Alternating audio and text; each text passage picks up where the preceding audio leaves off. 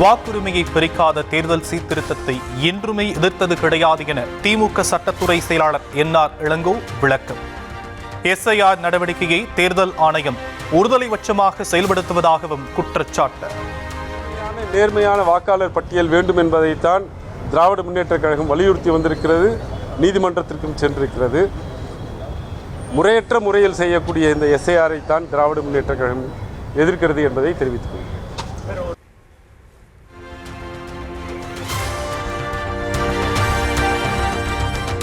திமுக BLO 2க்களுக்கு மட்டும் SIR கணக்கீட்டு படிவங்கள் கொடுக்கப்படுவதாக எடப்பாடி பழனிசாமி கூறுவது உண்மைக்கு புறம்பானது என திமுக குற்றச்சாட்டு.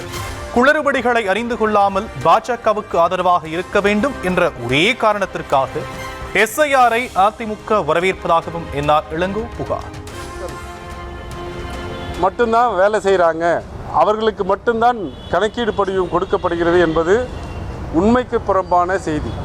அண்ணா திராவிட முன்னேற்ற கழகத்தினர் எஸ்ஐஆரை வரவேற்று பேசிவிட்டார்கள்.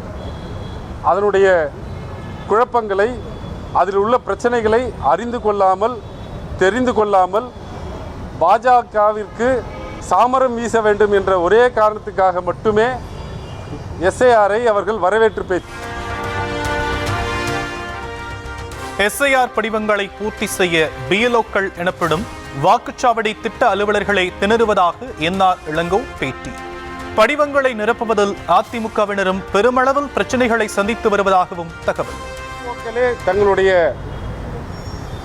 இயலாமையை, இந்த கணக்கீட்டு படிவத்தை பூர்த்தி செய்து வாங்க முடியாமல் இருப்பதை எடுத்து சொல்லியிருக்கிறார்கள். களத்தில் அந்த படிவத்தை பூர்த்தி செய்வதில் எவ்வளவு சிரமங்கள் இருக்கிறது என்பதை எடுத்து சொல்லியிருக்கிறார்கள்.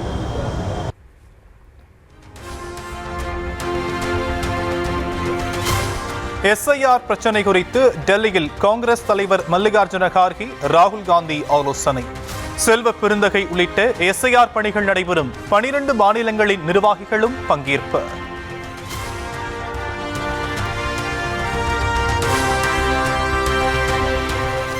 தமிழ்நாட்டில் எஸ்ஐஆர் பணிகளை புறக்கணித்து 40,000க்கும் மேற்பட்ட வருவாய்த்துறையினர் போராட்டம். போதிய பயிற்சி கூட கொடுக்காமல் குறுகிய காலத்தில் பணிகளை முடிக்கச் சொல்லி நிர்பந்திக்கப்படுவதாக குற்றச்சாட்டு.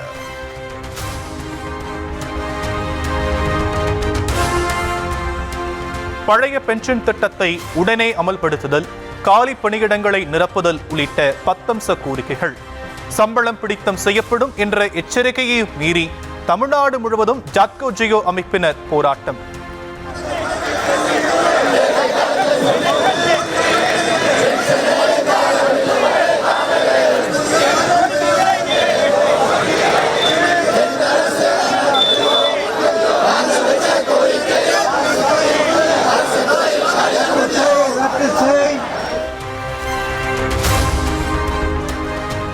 இயற்கை விவசாயிகள் மாநாட்டை தொடக்கி வைக்க ஒரு நாள் பயணமாக நாளை கோவைக்கு வருகிறார் பிரதமர் மோடி.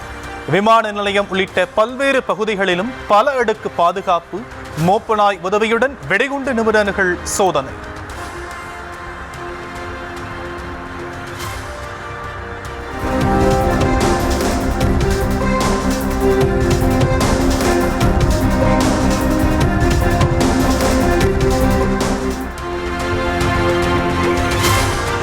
சூலூர், கிணத்துக்கடவு, வால்பாறை சட்டமன்ற தொகுதி திமுக நிர்வாகிகளுடன் முதலமைச்சர் மு.க. ஸ்டாலின் 1-to-1.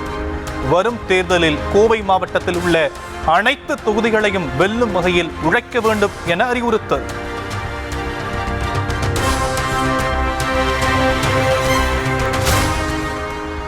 சென்னையில் உள்ள 16 தொகுதிகளிலும் எஸ்ஐஆர் தொடர்பான உதவி மையங்கள் அமைப்பு. வாக்குச்சாவடி வாரியாக அமைக்கப்பட்டுள்ளது. மையத்தில் பொதுமக்களின் சந்தேகங்களை தீர்க்க வரும் அதிகாரிகள்.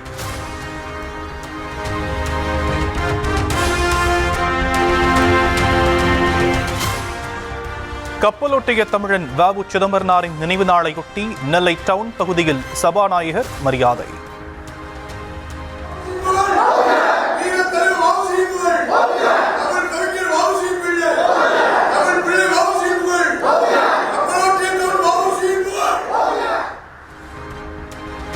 சென்னை கிண்டியில் உள்ள திருவுருவ சிலைக்கு மாலை அணிவித்து மரியாதை செலுத்திய அமைச்சர்கள்.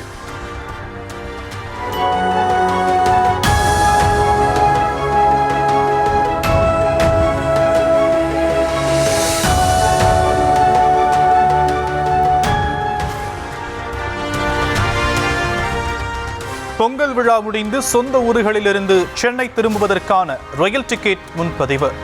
17ஆம் தேதி காணும் பொங்கல் நாளன்று திரும்புவதற்கான முன்பதிவு தொடங்கிய சில நிமிடங்களிலே விற்று தீர்ந்தன.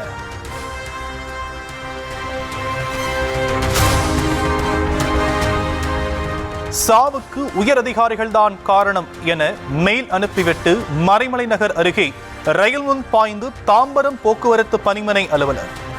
மருத்துவ சான்றிதழ் அனுப்பி மருத்துவ விடுமுறை கேட்ட போதிலும் நிராகரித்ததோடு 3 மாதமாக சம்பளம் வழங்கவில்லை என கூறி தற்கொலை. தென்மேற்கு வங்கக்கடலில் கடந்த 2 நாட்களுக்கு முன்னதாக உருவான காற்றழுத்த தாழ்வு பகுதி அதே பகுதியில் நிலை கொண்டுள்ளது. நவம்பர் 22ஆம் தேதி வாக்கில் தென்கிழக்கு வங்கக்கடல் பகுதியில் மேலும் ஒரு குறைந்த காற்றழுத்த பகுதி உருவாகவும் வாய்ப்பு.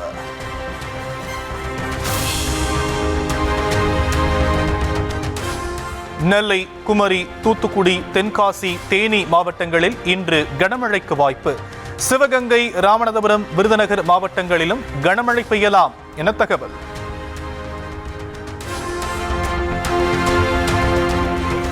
கடலூர் மாவட்டத்தின் பல்வேறு பகுதிகளிலும் மழை. மிதமானது முதல் கனமழை பெய்தது.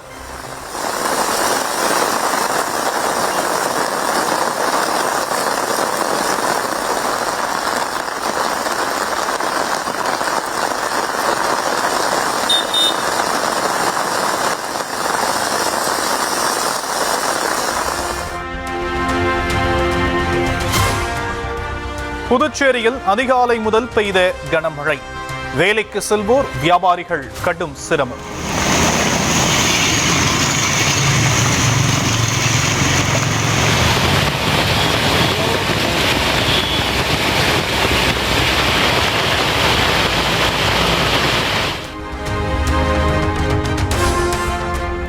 கடலூர், நாகை, தூத்துக்குடி, ராமேஸ்வரம் மீனவர்கள் கடலுக்கு செல்லவில்லை. வங்கக்கடலில் நிலவும் காற்றழுத்தம், அதிக காற்று வீச்சை அடுத்து படகுகள் கரைகளிலே நிறுத்தம்.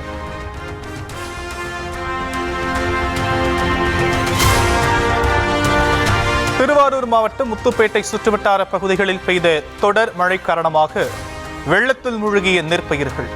தேங்கி நிற்கும் நீரை வடிவைக்க வழியில்லாததால் வேதனையில் ஆழ்ந்துள்ள விவசாயிகள் இழப்பீடு வழங்க கோரிக்கை.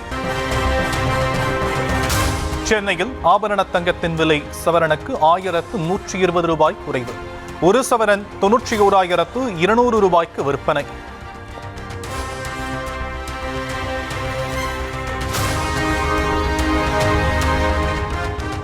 திருநெல்வேலி மாவட்டம் ராதாபுரத்தில் 2 மகன்களை விஷம் குடிக்க வைத்து கூலி தொழிலாளியும் தற்கொலை முயற்சி. குடிப்பழக்கத்தை கண்டித்து மனைவி வீட்டை விட்டு வெளியேறியதால் விபரீத முடிவு எடுத்த நிலையில் மருத்துவமனையில் தீவிர சிகிச்சை.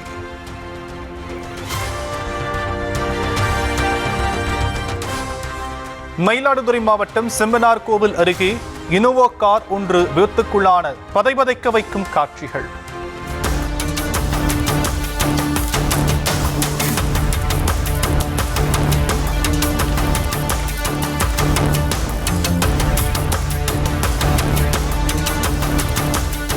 கட்டுப்பாட்டை இழந்த கார் அடுத்தடுத்து கடைகளுக்குள் புகுந்து விபத்துக்குள்ளான நிலையில் நல்வாய்ப்பாக உயிர் சேதம் தவிர்ப்பு.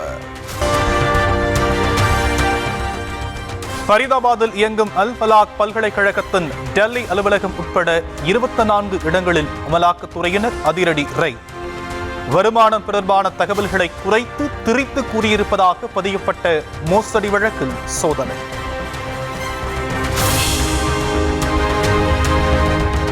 பீகாரில் நிதிஷ்குமார் தலைமையிலான நாளை மறுநாள் பதவியேற்க உள்ள புதிய அமைச்சரவை.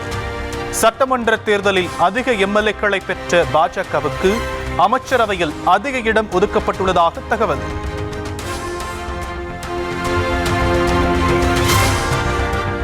பீகாரில் ஆட்சியை தக்க வைத்துள்ள தேசிய ஜனநாயக கூட்டணியில் சபாநாயகர் தேர்வு தொடர்பாக ஏற்பட்டுள்ள குழப்பத்தால் சலசலப்பு.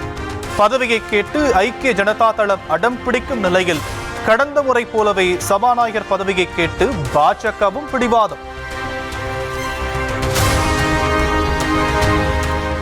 டெல்லியில் சாகேத் மாவட்ட நீதிமன்றத்திற்கு வெடிகுண்டு மிரட்டல் விடுக்கப்பட்டதால் அனைவரும் அவசரமாக வெளியேற்றம்.